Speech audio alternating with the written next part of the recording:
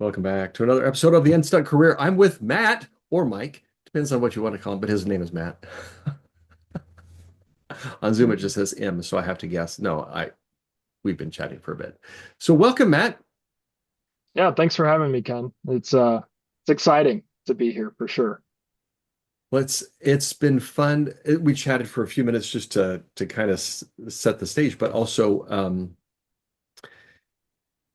you're a product of one of the video posts that I did a while back that I want to talk to people who are either in the middle of their transition or who are on the other side and are a success story. And your message was that you're on the other side. So I want to talk a little bit about what was going on, what got you thinking that I got to get into something different, what you did, how'd you get there, and obviously you've survived. You're still here. We are You've still made it. here. Yeah, actually thriving. It feels good to have kind of that weight off of your shoulders, that burden of going into an office every day, sitting at your cubicle and not really wanting to be there. Yeah. It is kind of that relief just off of your body if you're going into a place that you enjoy and you want to talk to your clients and be involved and really show that you're thriving and happy in a sense. Yeah. I think that's really what has been the biggest change over the last couple of years since getting out of an environment that isn't warm or fuzzy and inviting. We all want to think that we're in a position that we can grow and learn and really be as successful as we want to be. But a lot of us are in that position, have been in that position, and it's not fun. It's not Yeah. fun to be in. So before you made your pivot, what was the environment that you're in? What was it that made you think that I got to get out of this? Really, it was a pretty niche type of industry. We were handling mold litigation cases for people in apartments that are dealing with, bad landlords. And really, it gets to the point where you're on the phone 7 to 9 hours out of the day, hearing the same stories over and over again and pitching them on what we did was environmental medical testing, creating correlations. And there's not much that you can do differently between those calls. It's really this is what's happening. This is how we can fix it. Here's how we're going to do it. And really the stories, whether you're in Florida or California, it's all the same. It's pretty much just a different name and number that's calling in. And there's not a ton of growth there. You're just kind of staring at the screen. There's not much development. The mold that people are dealing with is the mold that they're going to be dealing with, regardless of where you're at. And you can, it got to a point where you can guess what people are going to say next. And I don't think that's very exciting when you're having the conversation in your head before they're saying it, Right. and it just becomes that lull of, here we go again. What are they going to try to convince me of? What are they going to try to tell me? And it really becomes that battle of trying to tell somebody that you're the expert of what they're dealing with and Mhm. convincing them of that while they're telling themselves that they know more than you. And it just becomes that ultimate battle in a career that was just, it's like beating a dead horse. And the burnout within that industry and unfortunately within that building was to a point where it was just insane. How long were you in that kind of state of mind before you got to that point where you realized I got to do something different? I think it was about 6 months. Okay. The first year or so, it was fun, it was interactive because you don't know anything. Right. Nobody goes to college for mold testing. That's not a career path out of college. What? So you're you're fresh, you're learning everything, you're talking to people, you're kind of hooked on their story.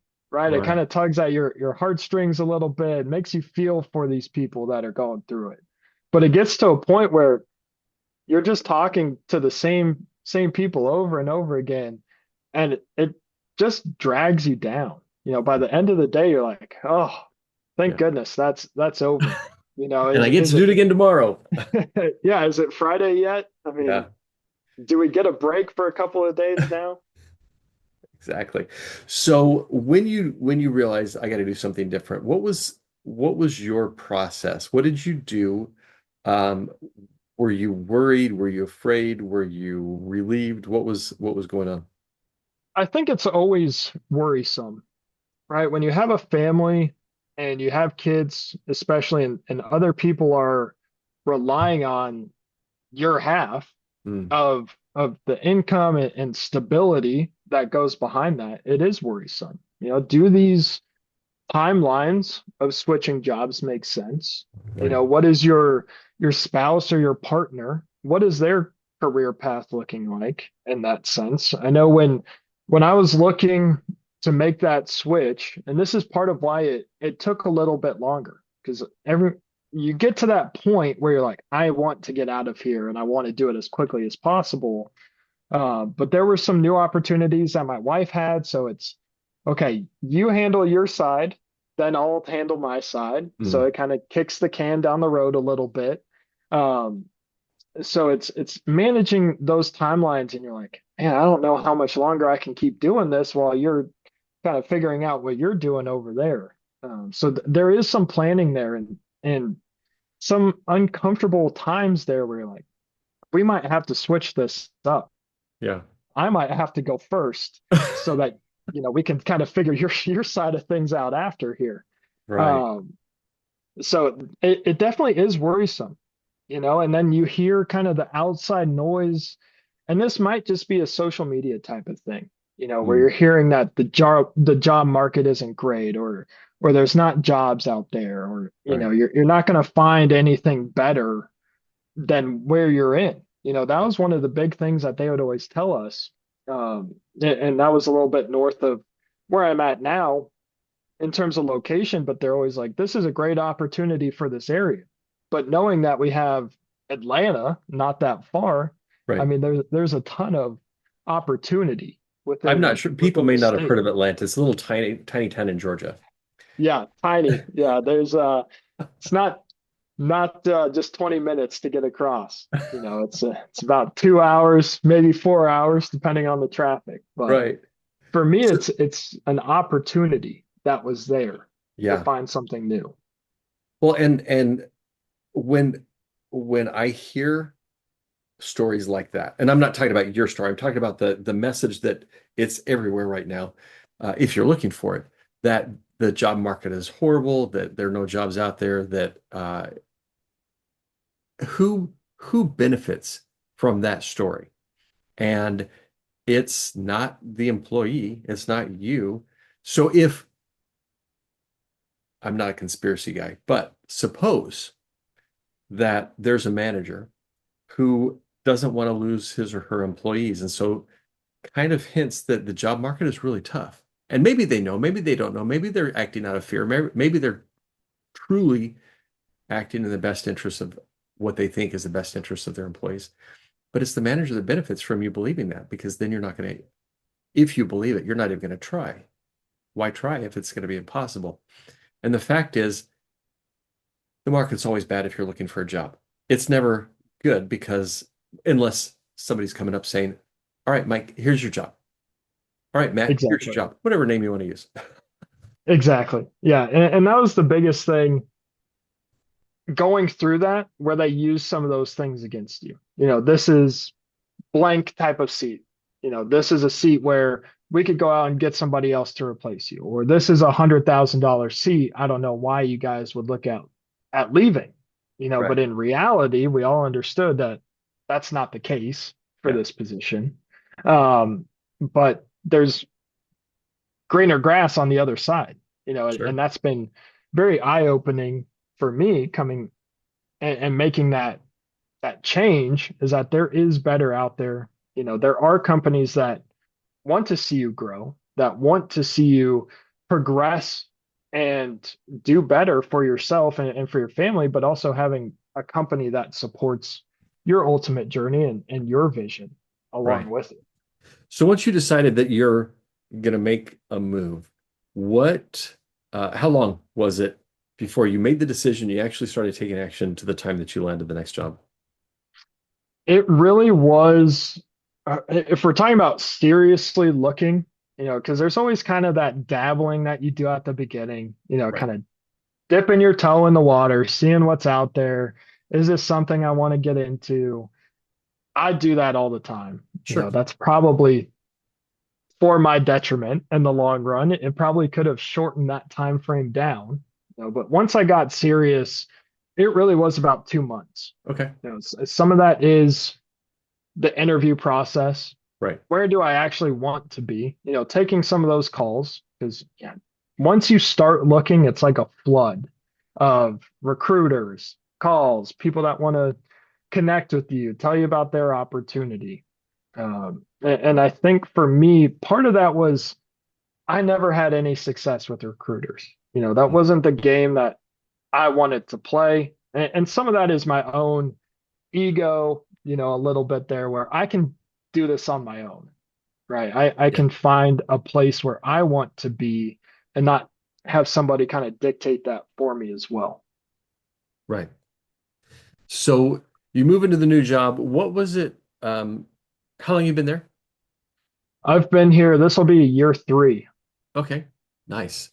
So are you finding the growth that you were missing at the other place? Initially, it was different than it is now.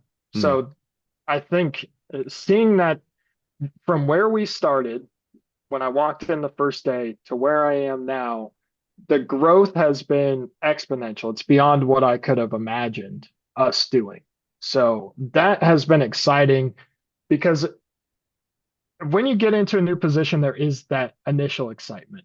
This is enjoyable. This is a fresh start. I can see myself being here 5 to 10 years. That Nice. always generally kind of wears off, 3 to 6 months in, and it becomes more of a routine Uh-huh. for a position. But seeing a company and being with a company that continues to grow, continues to change with the market and even ahead of our market, being kind of that leader of innovation, it really makes you up your game, being part of an organization like that. Yeah. So different experience than what you were going through before. And is the role the same? Is it what's making a difference? What's making it different between where you were before? The difference for me is there's a different product. Obviously, Okay. you're not going to find many companies doing mold out there, but Right. you're having different conversations with people across the country about different things. So there's always new products, new proposals, new bids. No job or sale is the same. We're not stuck to kind of step one, step two, step three, push the client through, move on to the next one. You're really able to build those long-term relationships. And that was really something that I felt like I was missing. Going back to my start as a strength coach, you're with those kids or those athletes for a long period of time. You build a relationship outside of just here's your program, here's your lift for the day.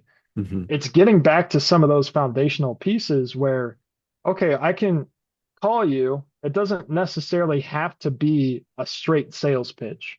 Right. We can talk, see how things are going. What are your plans? How's your wife? How's the kids? How's your vacation? Catch up on some of those things that you don't always get, and for me, that has been eye-opening because I realized that was something that I was missing. Hmm. Yeah.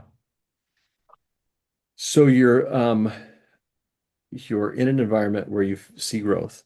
You're in an environment where you get to make connections. Um, what what other impact has that change had on you, your life, any aspect? I've seen it most at home. Like there's an excitement to leave the building, unfortunately, kind of, but also being able to separate work from home. I Right, don't have to take work home. Those conversations from the last organization, I'm not dwelling on those when I get home.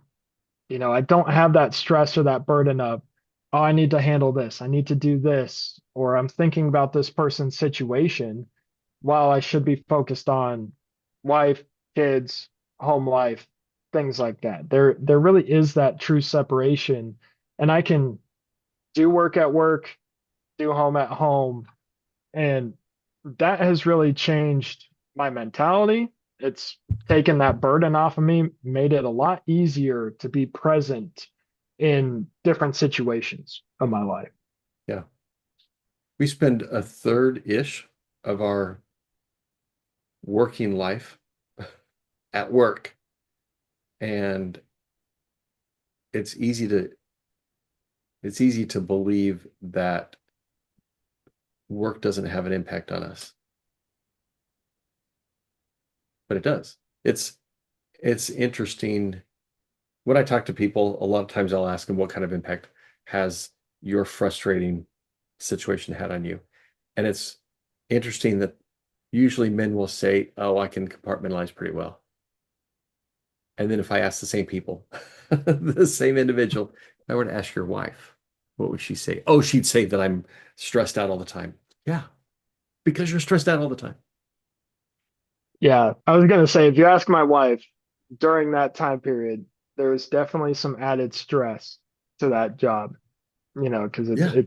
it is that constant kind of uphill battle week after week of trying to be successful, trying to hit your numbers, but that pressure has been lifted when you get out of an environment like that.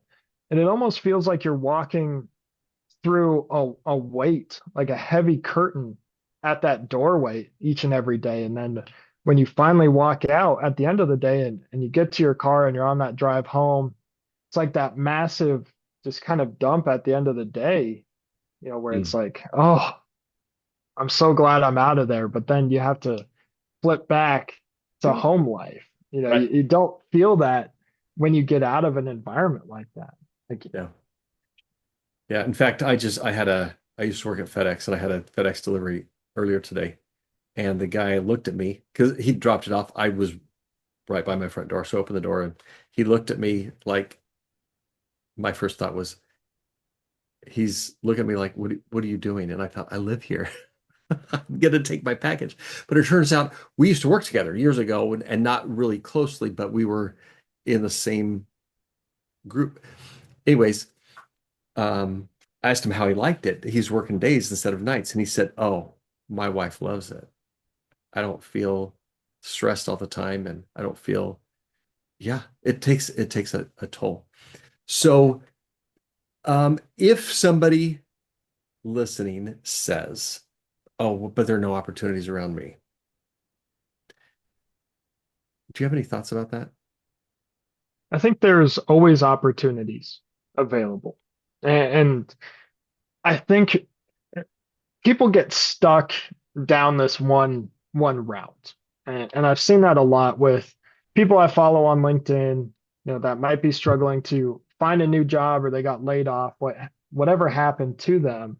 And they're posting where they were and what they've been doing for that time period. Well, that market may have shifted. There's always opportunity outside of kind of that narrow lens that we put ourselves in. When I was coming out of college, I thought, I'm going to be a strength coach. I'm going to do this for 40 years and then I'm going to retire and sit on the porch. But now it's like, okay, there are so many opportunities within sales that I can branch off and go over here. I can go over here. The the tactics and the mindset don't have to change. The Right. product might change, the conditions might change, but I've built up all of these skills on this one side, but that might open up a door to something I've never even thought of. Yeah. And your skills might be a perfect fit for that, but you might not realize it. I think a lot of people are applying down this narrow path, but there's so many branches, and we've seen it with the technology just advancing like crazy now. There's so many new positions that we haven't had before. If you kind of open that up, broaden your horizons, the opportunities are there, and they are looking to fill a ton of jobs. Right. Well, the thing that's interesting, and I want to reference, maybe have you talk about the conversation you had with your mom that we talked about before we started recording. But um, there's a lot, I think, I get the sense that there's a lot of fear about AI. AI is going to take all of our jobs. And not everybody's as old as I am. And I recognize that. But back in the 90s, when the internet started becoming a thing, there was the same thing. The internet's going to take all of our jobs. And this has happened over and over and over again. I'm not old enough to know what happened with the start of the industrial revolution, but I'm sure there was fear also. It's going to take all of our farming jobs. Well, guess what? The jobs have changed. There's still some that are there, but it hasn't changed the fact that there are still, like to your point, new jobs, different jobs than what we had 2, 3 years ago. Um, and just as an example, before COVID, we didn't have the numbers of remote jobs. If you wanted to work in Atlanta, you had to live in Atlanta or close enough that you were Mhm. willing to commute. And now, literally, I talk to people who live on the other side of the world. I was talking to somebody the other day who said, the only requirement is I have to spend 2 weeks a month in the country where I work. They can travel anywhere, anytime, and work because that's just the nature. It doesn't mean the number of jobs are going to diminish greatly. It's just that the nature of jobs is going to change. So you have referenced sales a little bit. That's a scary word for a lot of people. I don't want to It do is sales. scary. And I don't know that everybody wants to be a salesperson. I don't know that everybody's a fit to be a salesperson, but Mhm. there's where I think this fits what you were saying is that there are jobs that I suspect people are not willing to consider because they have an assumption about what the job would entail. And sales is an example of that. And so before we started recording, you were talking about a conversation you had with your mom because you were going from sports coaching to sales, if I remember right. Mhm. So Correct. talk a little bit about that. Yeah, so neither one of my parents were in or have been in sales their entire life. And my dad is in IT. My mom worked for Transamerica for a long time, really just as an analyst. But with what you're saying, Ken, there's a lot of those jobs kind of on the back end, analyst, support, customer relations, account relations that seem very salesy on the surface, are part of the sales team, but you're not feeling that pressure of actually being in sales. And I think that's where her mindset comes from. Oh, there's a lot of pressure to do that. Yeah, Do you think quotas you can and do that? expectations and all that. Exactly. And I think she's looking at my personality, mostly introverted, very introverted. I can talk on the phone. I can do this Right. between you and I, but public group things like that. Um, Not always my favorite. And I think she looks at that as you're not very outgoing. How are you going to do that? Well, they don't have Mhm. to see my face. I can just pick up the cell phone and call them, Yeah. and we can do sales that way. I think there is some hesitancy that everyone is still thinking that you have to go out and be present, knock on somebody's door to get the sale. There's not very many industries left that are still using door-to-door sales, Yeah. because of the returns and finding people that actually want to do it. Finding There's people so home. many. Exactly. No one's home. Everyone has a Ring doorbell now, so they know who Right. you are, and they're not going to come answer anyways. So, Right. there is some hesitancy behind sales to begin with, and it did make me nervous as well. Well, what if I don't do do and keep up with my numbers? What if I can't actually do this? What if I can't perform? But I think a lot of that was put on me internally or externally from family members. But then once you see those pieces click and you have people that are supporting you inside of your organization, it takes that weight off your shoulders, Yeah. and there's there's so many roles. I mean, we have people inside of our company that started in sales and now they work in product testing or quality analysis or shipping. There's so many opportunities built off of sales that people don't realize, you Yeah. know. And sometimes, if you have a supportive organization, you can learn about that without risking your job and things like that. Like this guy, Joe, the FedEx guy that I mentioned, the company was not the problem, it was the schedule. And so maybe there's something else. I used to work in human resources, and one of the things that I would help do was run the reports on why did we have the turnover that we did. And people would leave because they found a better job. And I realized better job doesn't mean anything because I don't know if it's better because the schedule's better, the commute is better, the boss is better, the pay is better, the job tasks functions are better. Um, the maybe the uniform is better. What makes it better? And it could be any or all of those. And I remember a job that I had one time where I was in the phone center, the call center, and sat down with my boss and I said, I have a degree in advertising. I thought it would be really interesting to explore working in the publications department. And so I met with some people and decided I don't want to do that. But sometimes when you have an organization like that, you can learn even within the organization what other opportunities might exist. Yeah, and that is really eye-opening, and it's a great benefit when you find that right company or organization. Yeah. Luckily for myself, I can do that. I can go talk to the logistics guys. I can talk to the QA guys. And ultimately, it's made me better in my position as a salesperson, understanding what goes into logistics. But ultimately, if I wanted to, I could go to that side of things. If I do end up getting burnt out, well, then I do have some knowledge of what that actually takes and what that entails, Yeah. you know.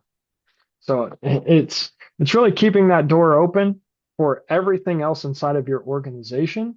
But there's also so many opportunities and free opportunities to learn outside of your job for a career path that you might actually like or might enjoy more or might be your passion in a sense, but there's that actual kind of financial piece behind it. That's really what everyone is searching for. If I was following my passion, I wouldn't be in sales, but I would also be broke. Right.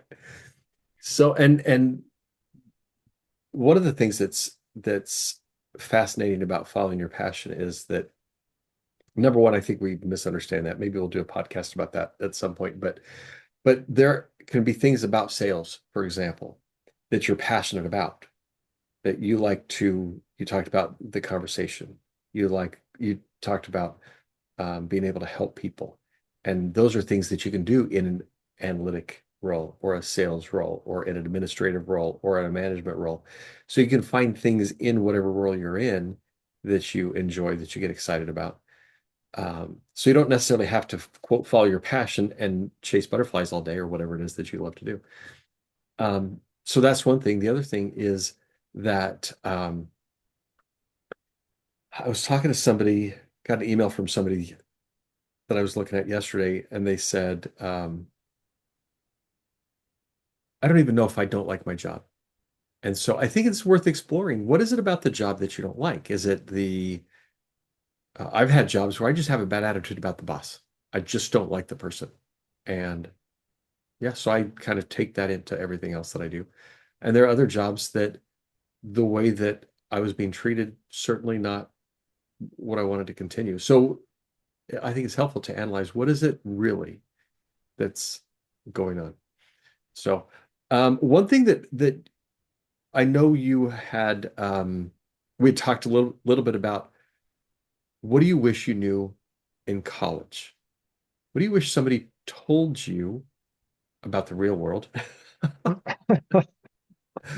that you don't think is being fairly represented as people are going through this uh, plan of go to school, get your degree so that you can get a good job? Exactly. Yeah, I think the biggest thing for me, and we've talked about it a little bit so far, Ken, is every job has a sense of sales. Whether you're Mm. selling yourself, selling your company, selling a product, that was the piece that was news to me walking into a strength and conditioning gym for the first time. Yeah, Thinking that, well, okay, everybody's just going to come to me, or in my current position, everyone knows who we are. I don't actually have to sell, or that's somebody else's job, but everything ties back to the sales. That's what pays the bills. But that's also what's going to get you that next job, or yeah, that next career is selling yourself. And one of the things, since we even talked about that initially, is not everyone wants to be a business owner, but mhm, treating your career like you are the owner of your own business. yeah, Taking that into account, and you don't just have to be a business owner to have that mentality. That was something that I missed early on. I never wanted to own my own business or do anything like that, but opening my mind up to that mentality and utilizing that every day has given me more control over my position and over my career path long term. yeah. That's that's a big shift that took me a long time to figure out too. Probably longer than it took you. But we are the CEO of our life, of our career. And if you're not the one making decisions about what you want in your job, in your relationships, in whatever else, somebody else is going to make those decisions. And if you were a CEO letting somebody else make all those decisions, company's not going to end up where you want it. And so, and the same is true with our lives. Um, I feel like I had one more question, but maybe I didn't. The This has been a lot of fun. It has been fun. It's always And good to talk about something new, yeah, for me at least. I'm not talking about Christmas lights today, so is that what you're it's talking about all the time? always fun. Yeah, for the most part, lighting, but I enjoy it. It's always interesting, Cool. always fun. Well, and so the thought that I had um, when you said that everything has an element of sales, and I'm a little bit entertained. I'm a lot entertained when somebody says, "Well, I hate sales. I don't want to be a salesperson." And that's literally what they're doing is they're selling themselves and trying to sell somebody else on the idea that they don't want to be a salesperson. That was one of the hardest things for me coming out of college. Our professors in health and human services, usually they were not salespeople either. Mm, They weren't business owners. They're more on the science side of things, kind of behind the scenes side. And you walk out to, I remember we were at an event, a lacrosse event, and we had a pop-up table and tent and the whole thing there. And I realized I actually need to bring people in if I want to make more money. And I don't yeah, know what I'm doing. I don't know how to do this. yeah, So it's like I had no training. I spent all this money so I could be a good trainer and coach, but I can't get these people to sign up. I'm going to be right, terrible at this if I don't learn some business acumen behind that. And really not understanding in the time that, oh, those business classes, I probably should have taken some in college while I was paying for all of this. right, And having to really learn on the fly, and luckily everything has worked out. I will say there is some luck involved to it. Whether that's the athletic background, whatever, to have some kind of go get it attitude yeah, to get better. But yeah, it was a total mind shift coming out of there. You think it's all nice, you graduate, it's a sunny day, you've got your job lined up, and it hits you like a ton of bricks that there was some things that you might have missed in college. that's great. Yeah. This has been great. I've enjoyed the conversation. If people want to connect with you or learn more about you, what's the best way for them to do that? That On LinkedIn? LinkedIn, number one. I don't do social media. Okay, cool. Luckily I saw you on YouTube. That's about the extent of Nice. what I get into. Nice. Well, I'll put your link in the show notes and so if people want to reach out to you, they'll be able to find you there. Thanks again. Of course. This has been a lot of fun. And then when I get down to Atlanta, we'll have to get together and talk about lights. That'd be great. That'd be great. I might bore you to death on the lights. That's not the exciting part. It's more the planning part. There you go. Well, thanks for being here and for everybody else, thanks for listening. We'll see y'all next week. Thank you, Ken.